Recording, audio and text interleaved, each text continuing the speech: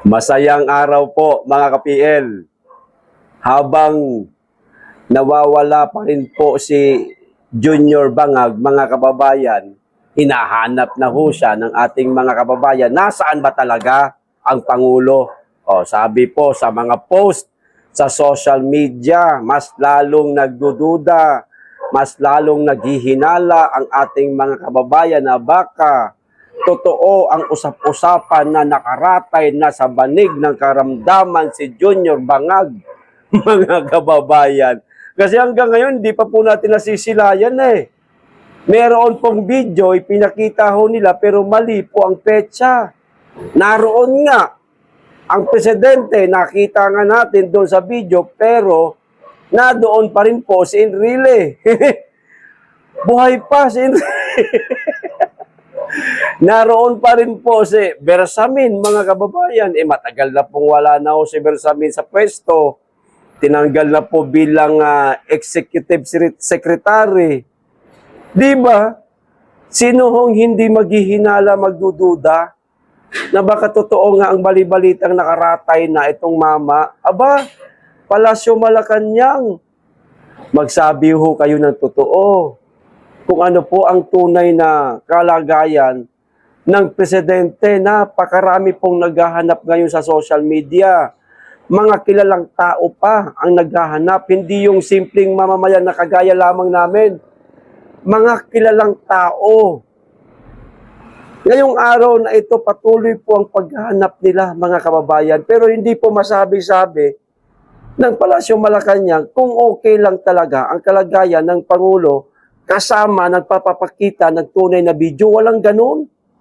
Sinasabi nilang okay, pero sinasabi lang nila, pero hindi naman po natin nakikita. Sige nga, hamunin namin kayo. Ilabas nyo ngayon si Presidente. Mag-live siya. Live. Makikita natin lahat na okay talaga siya. Walang ganun, mga kababayan eh. Kaya hindi po natin masisisi yung ating mga kababayan na nagdududa na baka nga totoong nakaratay na yung isang mama. Pero ang ating pangalawang Pangulo, mga kababayan, nariyan, visible po, nakikita ho natin kung saan-saan po bumibisita ng mga lalawigan. Tulad na lamang po kahapon, bumisita po ang ating pangalawang Pangulo sa Ifugao, mga kababayan. Pinagkaguluhan po. Napakaraming taong dumagsa. Gustong masilayan po ang ating pangalawang Pangulo. Gustong makamayan. Katunayan nga niyan ang sabi ho ron eh. Sabi ng mga taga-Ifugao, hindi po ito galing sa akin ha. Nakarating lang po ito sa akin, mga kababayan.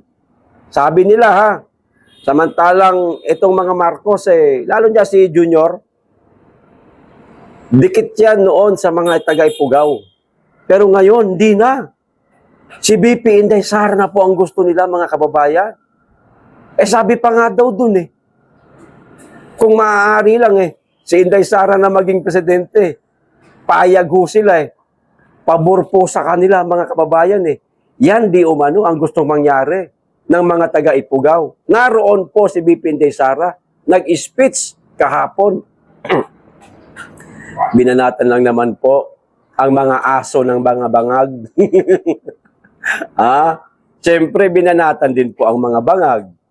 Binanatan din po ang mga buhaya, mga kababayan. Ito po ang video ng ating pangalawang Pangulo.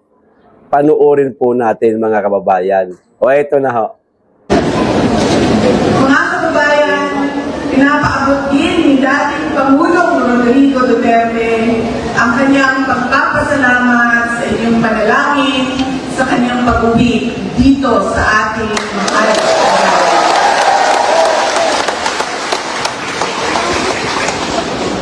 Ang pamilya Duterte ay nagpapasalamat din sa pagkakataon na ibinigay ninyo sa amin na makapaglingkod sa ating bayan. Malaki ang utang na loob namin sa inyong lahat, mga kababayan, sa pagkakataon na ito. Ang lakas namin ay hindi galing sa aming apelido o sa katayuan namin noong paglingkod sa syudad ng Davao. Kundi galing ito sa Diyos at mga kababayan, as namin ay galing sa inyong lahat.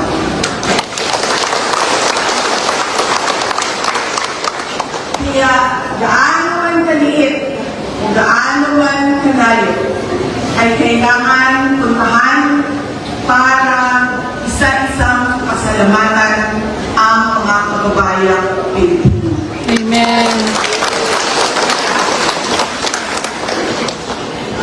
Isang malaking karangalan ang naging adopted daughter of the municipality of Lamon, province of Ifugao.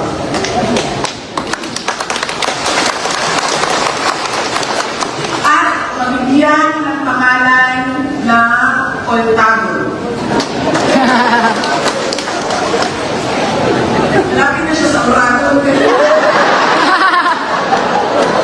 na sa Mayor Mayor, may sabihin mo, lapit na mamaya, pamasahe ni Madam Secretary ang ibig sabihin ng Oltago. Kahit ako ay galing sa isang napakalayong syudad sa Mindanao, hindi naging hadlang na ako ay tanggapin ninyo bilang isang anak ng Lamon Ifugao.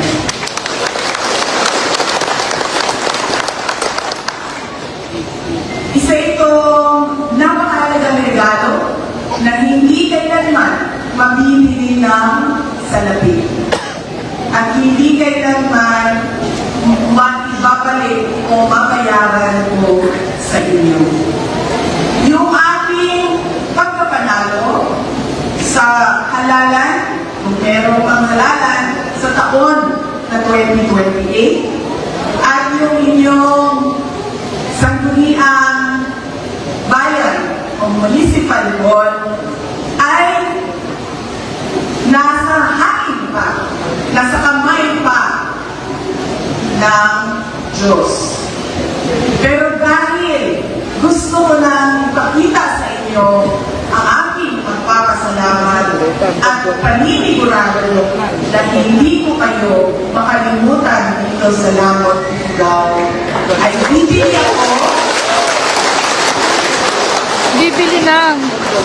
bibili ako ng lupa at bahay dito sa inyo.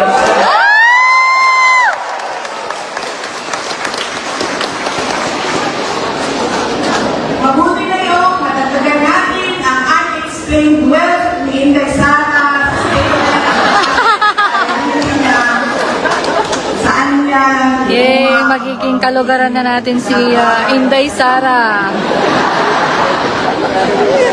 Mamaya, lahat ko may binigay pa. Uy, huwag yung hektarya na lupa. Maliit lang.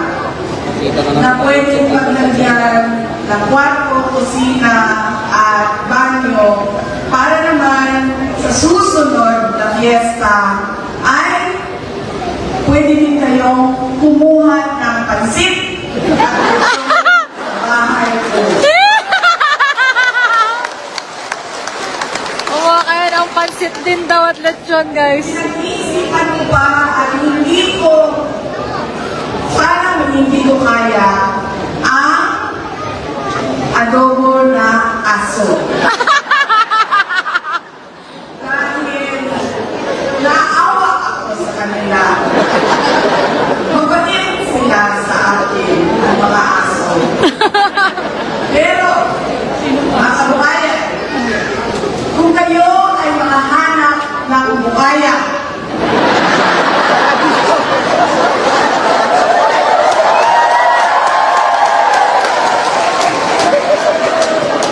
dito sa Cordillera, ay marami kami sa Davao City na marunong maglechon ng bukaya.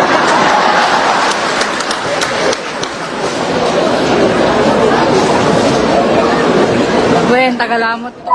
Marami na namang iiyak na mga mga loyalista nga sigurado doon sa mga sinabi ni VP Inday Sara, ang dami niya pong pinatamaan eh. Isa na doon yung, yung pansit ni Junior. Nabanggit ni Junior din yan eh, na mga teacher magluluto daw ng tunay-tuniladang pansit. Yung mga aso ng mga buhaya, mahal na mahal daw siya ng mga aso.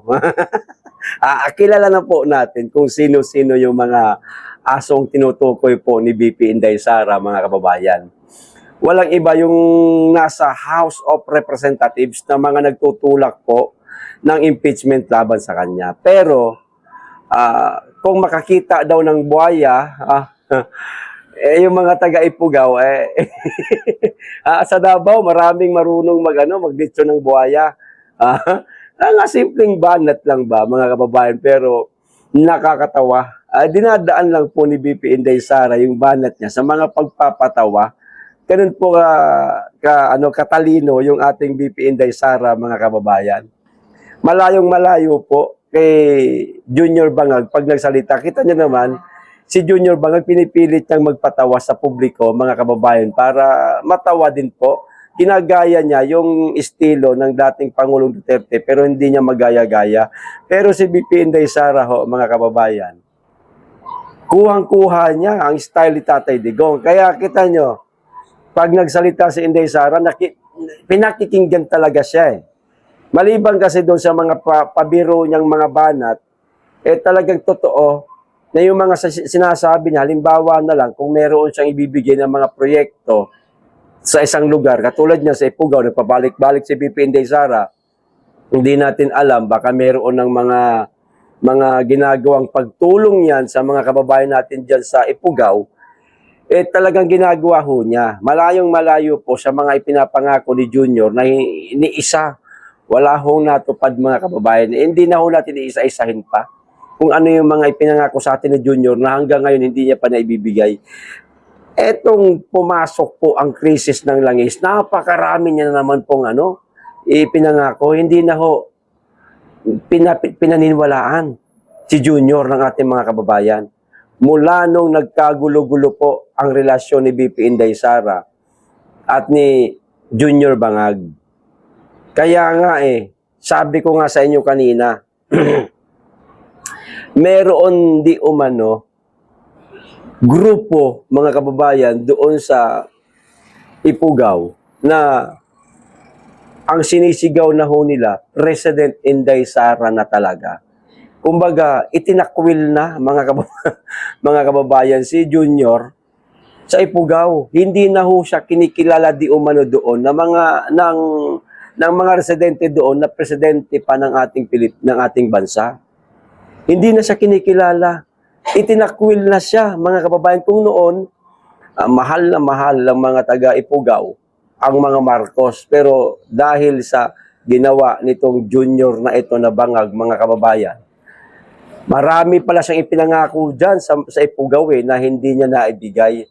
Maaaring isa yan sa kinainisan ng mga taga-Ipugaw. Pangako na naman ni Junior sa Ipugaw na hindi po natupad, na maaaring si VP Inday Sara di umano ngayon, mga kababayan, ang nagpuno, ang tumupad nung ipinangako ni Junior na hindi niya naibigay. Si VP Inday Sara po ang tumabaho. Hindi po natin alam kung ano yun. Yun lang po ang sabi sa akin. Ngayon, ilang araw nang nakalipas, mga kababayan, hinahanap pa rin po hanggang sa mga oras na ito si Junior Bangag. Tulad na lamang po nitong post ni Romeo Poques, mga kababayan, hindi ko na lamang po ilalagay sa screen, ipapakita ko na lang po sa inyo. Ayan,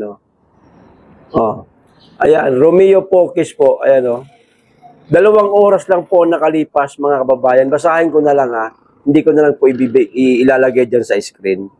Ang sabi, nasaan ang Pangulo? Kung hindi siya lumalabas, ibig sabihin, maaaring malubha na ang sakit niya. Di ba? Tanong, sino ang namamahala sa krisis sa bansa. Ano bang ginagawa ni BP Inday Sara ngayon? Yun nga lang, ginagawa niyang lugar by lugar lang. Hindi man siya nagsasalita sa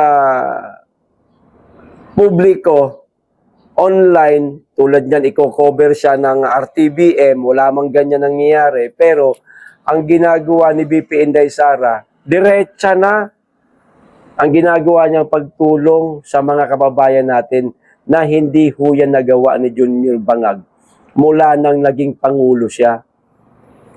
Wala siyang ibang ginawa, kundi nakaupo lang sa trono niya dyan sa Palasyo Malacanang. Si BP Inday Sara po ang gumagawa. Kaya nga siya ngayon ay tinuturing na presidente di umano ng Pilipinas ng mga taga-Ifugao. Ganyan na po kamahal si BP Inday Sara ng ating mga kababayan, hindi lamang po sa Ifugao. Kaya nga,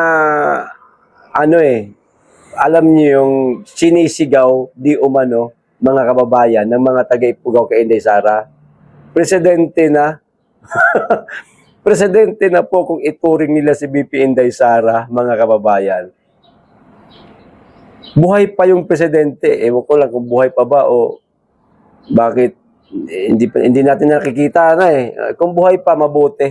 Ako sa totoo lang, mga kababayan, yung kagustuhan po ninyong lahat na mategi na lang, ayoko po niyan, mga kababayan. Mas gusto ko ho yung dadating ang araw na nakikita ho natin na nililitis ho sila sa mga kasong kinakaharap nila o mga isasampa pa lang sa kanila. Mas gusto ko ho yung ganun, mga kababayan Kaysa sa ngayon, tegi agad, ay wala. Pwedeng drama lang ho ang gagawin sa pagtegi-tegi na yan, mga kababayan. Marami na pong nangyaring ganyan na senaryo sa ating bansa. Kuno, namatay na.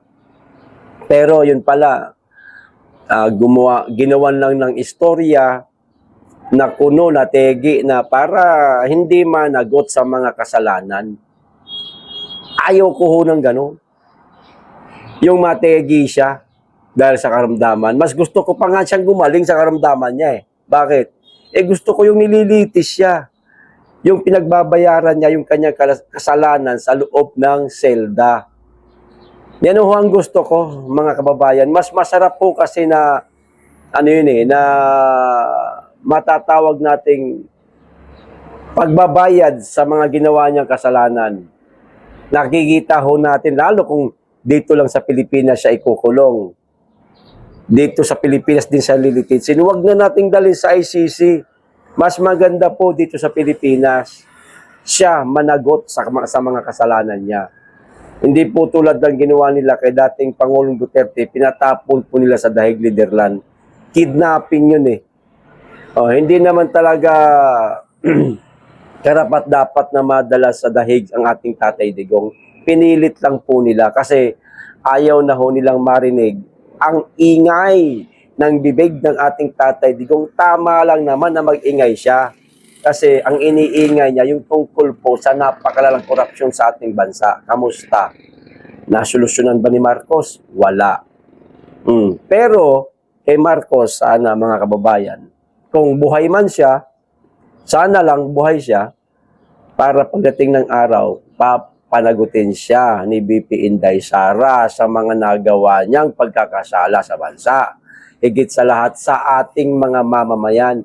Kasi tayo po, mga kababayan, taxpayer tayo. Pinakialaman po nila ang pera natin. Ginamit po nila, ninakaw ho nila. Kaya ako, ayoko nung matatapos bigla yung buhay niya sa karamdaman niya. Sana gumaling siya at makulong siya. Yun po ang nararapat. Yun din po hindi labag sa mata ng Diyos na ipanalangin natin na mategi na wag, ganyan lang siya mabuhay. Hahabulin ni BP Inday Sara yan pagdating ng araw. Wag ko kayo mga ngamba na baka pag natapos yung termino niya, bigla siyang mawawala. magtatago. Nako, walang makakatago kay BP Inday Sara, mga kababayan. Sigurado, mahahagilap yan. At pananagutin ni BP Inday Sara, yan, mga kababayan, pagdating ng araw. Okay, hanggang dito lang po. Maraming salamat. Mag-iingat kayo lagi. At higit sa lahat, mahalin po natin ang Pilipinas.